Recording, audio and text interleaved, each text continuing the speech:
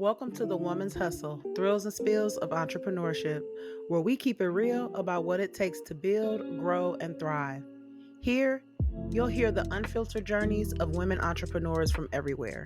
The wins, the setbacks, the lessons, and the behind the scene truths of aligning, starting, and scaling our businesses with purpose. Because let's be real, this road ain't always pretty. From battling self doubt to juggling responsibilities and facing the pressures to have it all figured out, this hustle can be pretty heavy. That's why this space exists to fuel you with the motivation, drop strategic gems on the topics that matter most, and remind you you are not in this alone. This is the Woman's Hustle.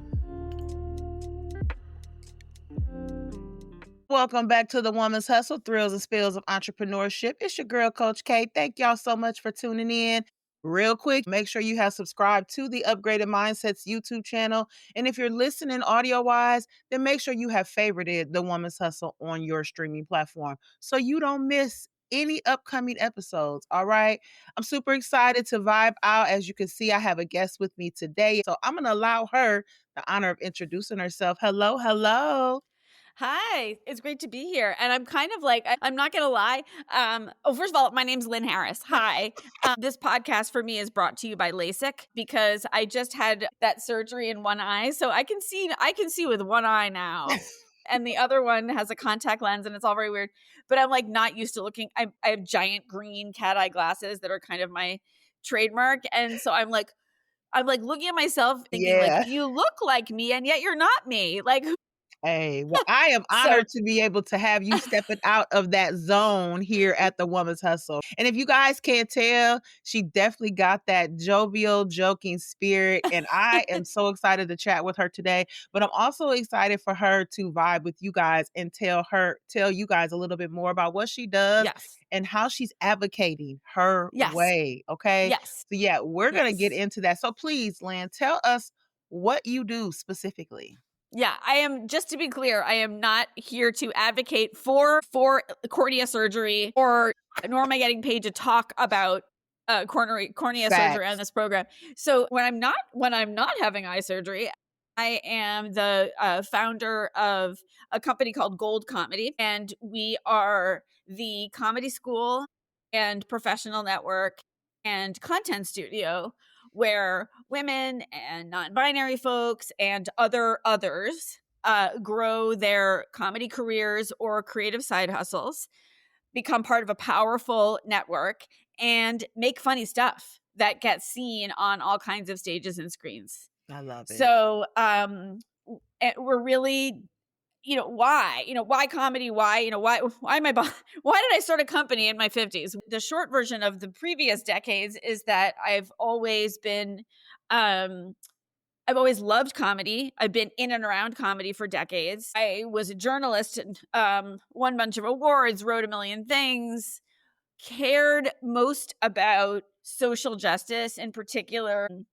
gender justice, reproductive justice, all the intersectional stuff about all of that. Right. And my brand, even as a journalist, was, I was fortunate enough to work at it for so long that my brand also became figuring out how to use comedy, or at least let's call it appropriate humor, as a delivery system for conversations about difficult issues. And I also used comedy in various ways, direct and indirect, to create, comedy-driven campaigns for human rights, series of comedy-driven fundraisers for key issues, etc. So whether or not I've been on stage holding a mic or in a writer's room or, doing something silly on stage, I've always been working at that pretty cool and busy intersection of comedy and social change. Right. I wanted to make comedy easier for the people for whom it's the hardest. Yeah. Why comedy?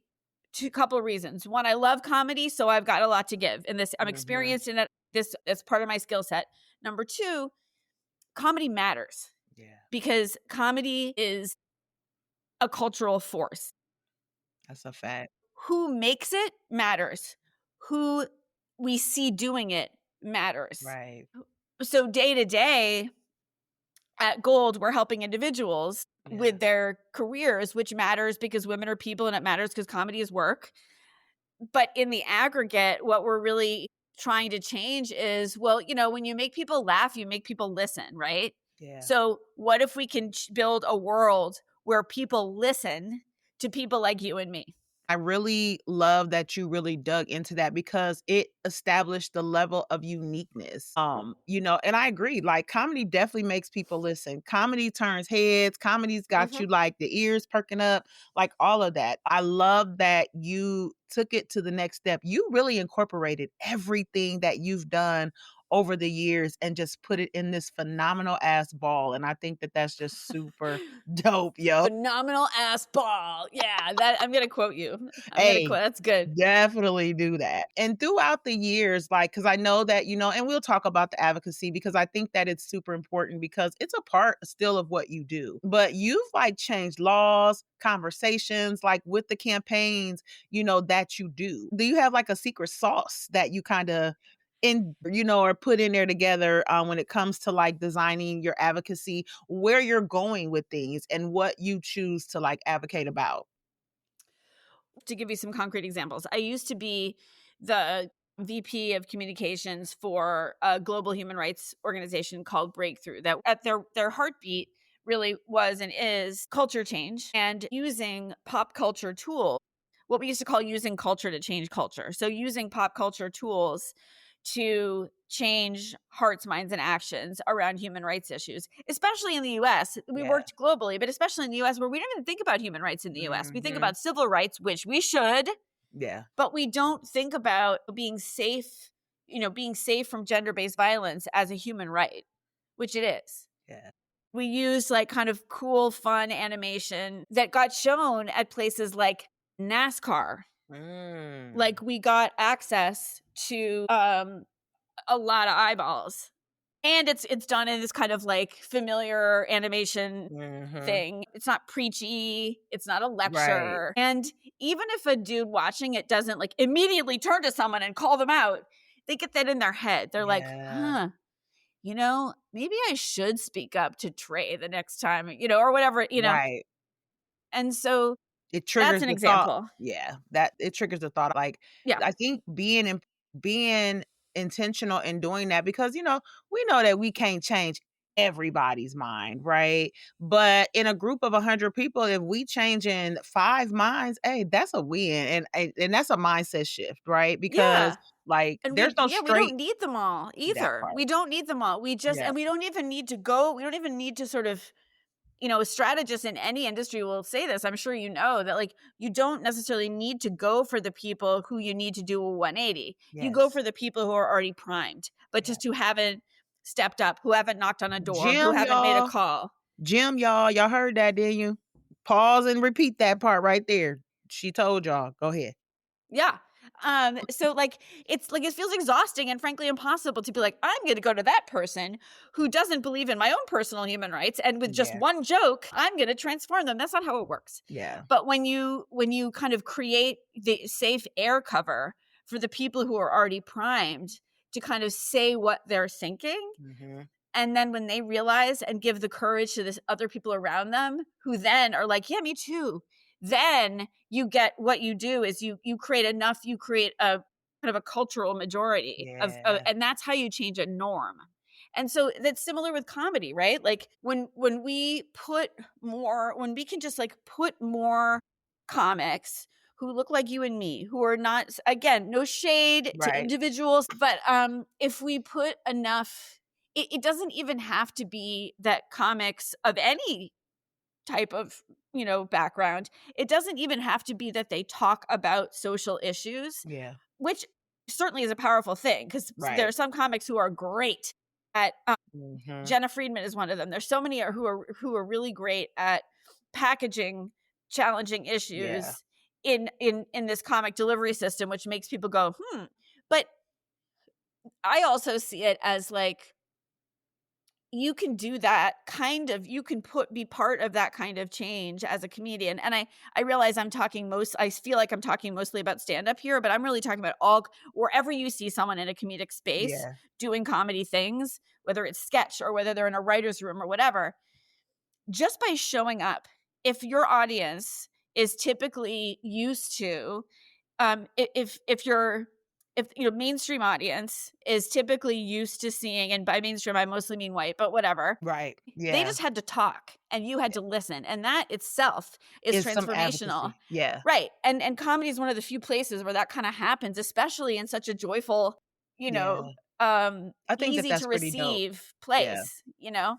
How you broke that down, it does make sense because, like, they may not have to say one word about current climate and current times, but just because you're seeing such a diverse shift in people that are on that stage and people that are, sharing about maybe their cultural family and cracking jokes about those things, like, you're getting that experience. And I think that that is definitely something that makes it unique. And I mean, I think that's what you do with Gold Comedy. Like, you guys have built like a pretty amazing community. It's not just a school, it's really community and Yeah. community to be able to allow them to be in a safe space to be able to get on those stages, to not feel worried and scared. You know that sometimes we have fear, but we work through the fear. And I know that you help them and guide them, with that as well. So it's such a unique way to one, allow people to speak, but two, to be able to put them on the platforms where they are being seen and can make that difference that way. So I think that what you're doing is fucking dope. So let me Oh, stop thanks. cussing. Let Yeah, me stop but cussing, y'all. Y'all know I'm trying to be no, better don't at stop, that. don't But stop, don't stop. And it's right, it's not just you hit on an important thing because it's what we really strive to do is, yes, of course, skill building, and yes, right. of course, community, which are invaluable, but also making sure they get seen.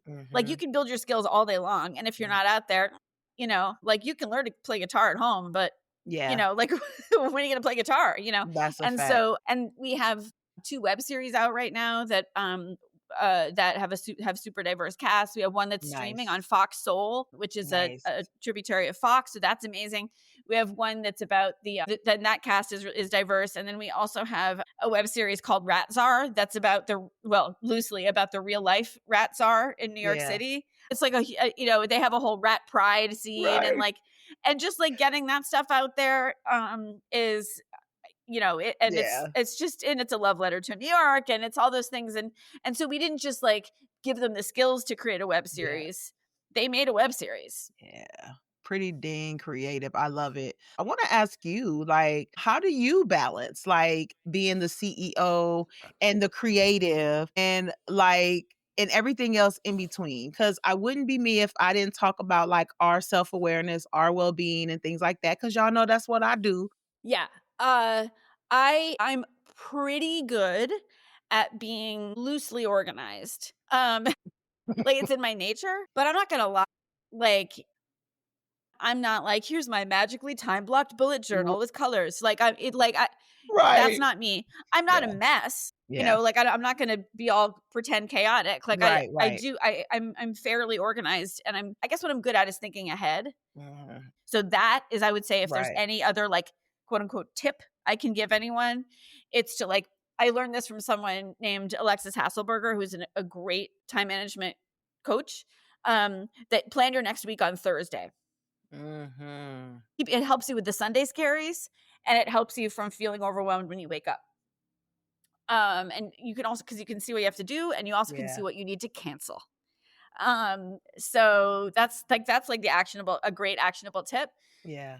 But I'm not gonna lie, because the things, especially when you get to be our age, it's not just the work. Yeah. We have obviously there, you may have children, and everyone says, "Oh yes, the sandwich generation." No, that's a lot. And I'm like, girl, it's the club sandwich generation, because we have our own shit. Like, we have our kids, Facts. we have our parents if we're lucky.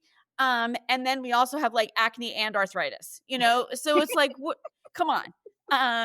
And it is like, I wish it was just a sandwich, Man. and and we both, my husband and I, and it was a little bit extra because it was all compounded by the pandemic, and we also had another tragic death, which I won't go into, but Mhm. we lost all 4 parents in 4 years, most with protracted caregiving that we were extra involved in partly because of the pandemic, Yeah.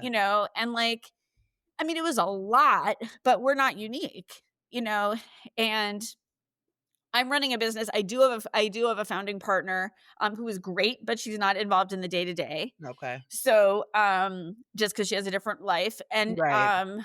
uh, and so it's been a grind, and I still don't think as much as I am being totally transparent with you, I still don't think I think partly because the world is not our country is not set up to support families in A, child rearing, or B, elder care.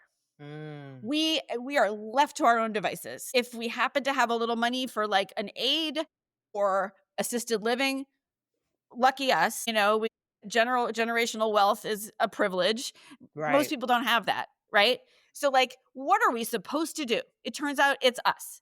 It turns out we take, it's if you're normal people are then taking care of their kids, at least after school, running their business, and then taking care of one, two, three, four, or maybe even more parents, depending Mhm. on how many blended families you have, right? Yeah. And there is nothing in place to help us to support us with that is like actionable day to day. Right. Of course there's this, that, and the other thing. Of course there's like the memory care Yeah. center around the corner, and there's, sure, I get it, but there's no like overall infrastructure. Yeah. And then but then you can't, if you're running a business, typically you like, well, investors, I struggled this year because my mother-in-law had Alzheimer's and I'm an only child taking Mhm. care of my dad.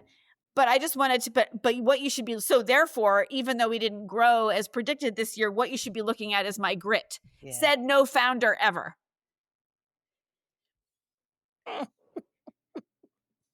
Because they're just like, No, what's the, it's the reality. and I'm being a little unfair because there are investors who are humane, or at least other people who will, be like, okay, so it's a year of stability or whatever. Yeah. But like, I get what you're saying though. It is like there's the show goes on for a lot of people. Like real life does not stop a lot of people, a lot of organizations from continuing to move forward. So I know exactly what you're talking about. And I think that's where a lot of us do get stuck because we want people to be like, well, just give me time because I got to deal with this, and not saying that there aren't organizations and investors out here that are willing to do that, but I just don't think they're as abundant as those that are like, "Oh, you not ready? Yeah, moving on. Like we're moving on to the next thing," right, right, So I love that. And I appreciate you being transparent about that because this is what the thrills and spills is all about. We don't sugarcoat over here. This is the reality that no, we deal with when we are running businesses. So yeah, thank you yeah, for, being transparent with yeah, that and sharing that journey. And I just want to say, like, as we get ready to wrap up, because you've given some dope advice already, you know what I'm saying? When it comes to people that are scared to stand out, because what you do, I think this is a great question to ask you. What would you tell entrepreneurs that are afraid to stand out, that feel like that they have something, but they're scared to bring that out? What would you recommend for them to be able to get over that shit? In other words. right. Bragging. I was on a Zoom with Shonda Rhimes the other day. Ooh, Not me personal, a bunch of people in this organization that I'm part of. And this thing that she said really stuck with me. And I'm sure it's not the first time she said it. I don't remember the exact words, but yeah. I'll get it. Find people who make you feel like you. Mm. And so I spent a long time like kind of palling around with like bro tech founders being like, "Hi, I'm the comedy one." And they were like, "You're cute. See ya." And I was like, "What's wrong with me?" And imposter syndrome. I'm like, "It's not imposter syndrome. I'm in a room that was not built for me. Those are not my people." Right. So like this is a waste of my time. Um so it's whether you're so as a business owner, your customers are the people who make you feel like you, right? If you're a performer, your audience are the people who make you feel like you. And if you're an entrepreneur, your supporters are Yeah. the people who make you feel like you. Not all of them will be. So if they're not, they're not. You know? And my mom, I remember my late mom always used to say, like, don't change yourself to to That do part. anything really, except also change your hair color. She did say that, but don't change anything but your hair. I So, love um, and yeah, that's what I would say. Like, just if it's Yeah. not landing, yes, of course you have to get trained in pitching, and yes, of course you have to get trained in understanding your business model. That's just learning. That's not if Yeah, that's the that's not learn fake that you. part, and that's the difference, Yeah, yeah, exactly. There's that's not fake learning, you. but being with your people, like, that's You got to be definitely a with your people. difference, you know? I Yep. love that. I love it, and simple but powerful words, and a great way to go ahead and wrap this up because I tell y'all every episode, you gotta do what's aligned with you. You gotta be in spaces that are aligned with you. You're not gonna catch me in spaces, I don't care what event it is, I don't care what it is, if my energy feel off and it ain't happening for me. And I had to get there. I had to go through the imposter syndrome. I had to go through the moments of questioning what I was doing, why I was doing it. I went through those moments and won't lie and tell y'all that I probably won't have those moments as I continue to move forward. But the goal is for you to make sure that you are standing on business with what you want, how you want to get it, and make sure that you stay unique to you because that is what's going to continue to help you elevate in this entrepreneurial journey, baby. I love it, Lynn. You've been such a like animated ball of energy. I appreciate you. Let my listeners know where they can find you at. Sure. Please come visit us at goldcomedy.com. And I will say, by way of this is, of course, it's a sales pitch, but it's also an inspirational speech. And That's that what we're is here for. That's what you're here for. Tell them. if um, for sure we cater to people who are serious about their comedy careers or their creative side hustles. We have a lot of people who are like not quitting their day jobs. They worked Right. hard to get there, but they have like a pilot idea in them that needs to come out, or so like by day they're still an actuary, or by day Yeah. they're still a medical doctor, whatever, but by night they're cranking out their pilot or whatever it is, right? Love it. um or learning sketch, or just, and they're serious. But what I mean is, if you even have like the slightest tiniest little question mark in your mind about like, I think I'm funny, or I kind of want to try comedy, let me tell you, and I know this from deep experience with hundreds of people, you don't have to be a different kind of person in order to do comedy. You don't Mhm. have to be more confident. You don't have to be less shy. Lampshade on you. And Yeah. this is kind of like what Shonda Rhimes was saying, and it is kind of taking who you already are and shaping it and distilling it into its own essence, right? Mm. And then just learning some mechanics, which we just said, some stuff you just learn, right? Yeah. Being with people who reflect it back to you. And so if you are one of those people who's like, I really actually do kind of have an idea for a film, but I don't know what to do with it. Or if you're like, I think improv would be a hoot or whatever, Yeah. we have a place for you. And I can tell you what we don't have is any bro vibes. So we just don't. We have like our community is, mostly women, but still very diverse across Yes. gender and everything. But like, it's the vibes that we manage. Yeah. There's just no bro vibes, which is I different from love it. most other comedy That's spaces. fact. So it's a safe place for you to come and explore. I love that. And it's all online. So you can do it wherever you're at. And I'm gonna send Kay a 10% off code also, so that if you want to come and check us out and stay past your Perfect. free trial, you'll get 10% off. So if you're listening, it's going to be in those notes. Click that link. Go check out goldcomedy.com. Lynn, thank you so Thank much you. for Thanks for having blessing me. us with all of your gems. I know I got some listeners that like to be comedic. So, who knows? Who knows? So I thank y'all so much for tuning in. Let us know what you thought of this episode. Chime in the comments, leave a comment if you're listening on the audio version.